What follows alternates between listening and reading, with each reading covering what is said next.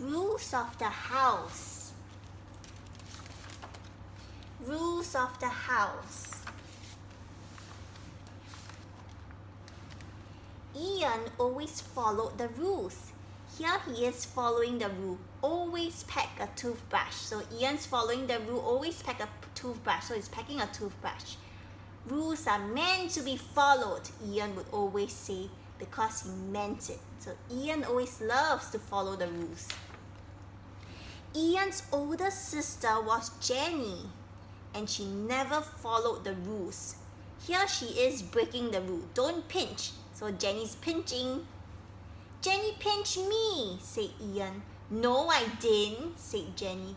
Don't tell lies, said Dad as he put up to their vacation house in the woods.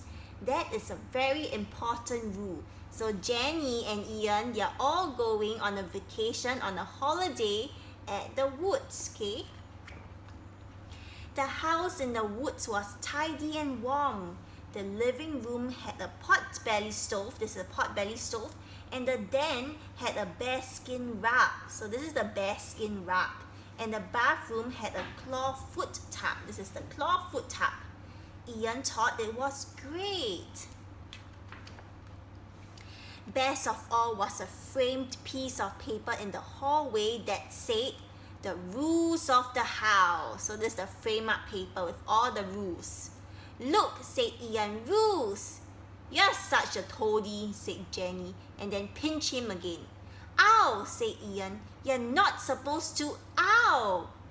Ian drew a deep breath and read out the rules with gusto.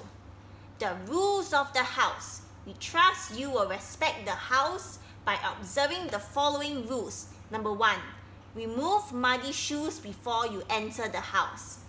Did Jenny remove her muddy shoes? No. Don't leave a ring around the bathtub drain. Number 3, replace any firewood you burn. Number 4, never ever open the red door. Everybody got that? Said Ian. Yes, Toady, said Jenny. Ouch, said Ian. Jenny pinched Ian again. During the day, Ian and Jenny and Dad did forest things like hiking. They went hiking. Ian kept to the marked trails. And swimming, Ian waited an hour after eating. So he kept rules. He liked to keep rules. He waited an hour after eating. And climbing trees, Ian climbed no branch higher than his head. So Jenny broke the rule by climbing really high, but Ian stayed very low. He followed the rules.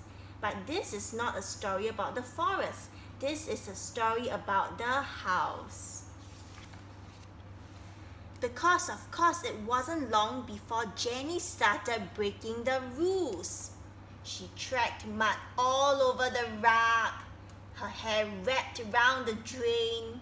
And she loved roasting marshmallows but never gathered more wood because you're supposed to refill this stove with more wood, right? But she used all the wood, but she never take more wood and put it into the stove. Jenny, said Ian, you are breaking the rules. Ian, said Jenny, I wish you would disappear. Ian pointed to the paper on the wall. You have already broken rules 1 through 3. So what, said Jenny, it's not even our house. Doesn't matter, said Ian. Rules are rules, and rules are meant to be. Listen, Toady, Jenny moved towards the red door. If you say that one more time, I swear I'll open this door. Remember the rule said that no opening the red door? Rules are meant to be. Jenny turned the knob. Ian shouted, rules are meant to be followed. Jenny flung the door open. Nothing happened. She opened the red door, but nothing happened. Until that night. Okay, so something is going to happen. The rug was the first to knock on the bedroom door. So I think the rug came alive. My beautiful fur is matted and muddy, he said. Who broke the rules of the house? We did, said Jenny. Liar, said Ian. It was only her. Toady, said Jenny. The rat smiled and said, I will have this rule breaker for my dinner. So this rat monster is going to eat Jenny up. Not so fast. The tub leaped into the room. So the tub came alive also. I'll have a taste of her hair and I'm hungry for more. I will have this rule breaker for my dinner. Oh dear. But what about me, said the stove. So even the stove came alive. My belly is empty and there is no wood downstairs. I will have this rule breaker for my dinner. Those terrible creatures stepped closer and closer. They're gonna catch Jenny. Ian knew just what to do. So what's Ian gonna do? He grabbed his toothbrush and ran away. Serves her right, thought Ian as he ran through the woods. She should have listened, thought Ian as he jumped over roots. After all, thought Ian as he ducked under a branch, rules are meant to be. Ian stopped. He scratched his arm, the one that usually got pinched. He decided, even if there wasn't a rule that said, always save your sister from being eaten by monsters, maybe there should be. So Ian is thinking, I think I should save my sister from being eaten by monsters. So he went back. So when Ian got back to the house, the creatures, the monsters, were all in the kitchen. The tub and the stove boiled some water while the rat chopped aromatic vegetables. So they're all going to prepare dinner, and their dinner is Jenny.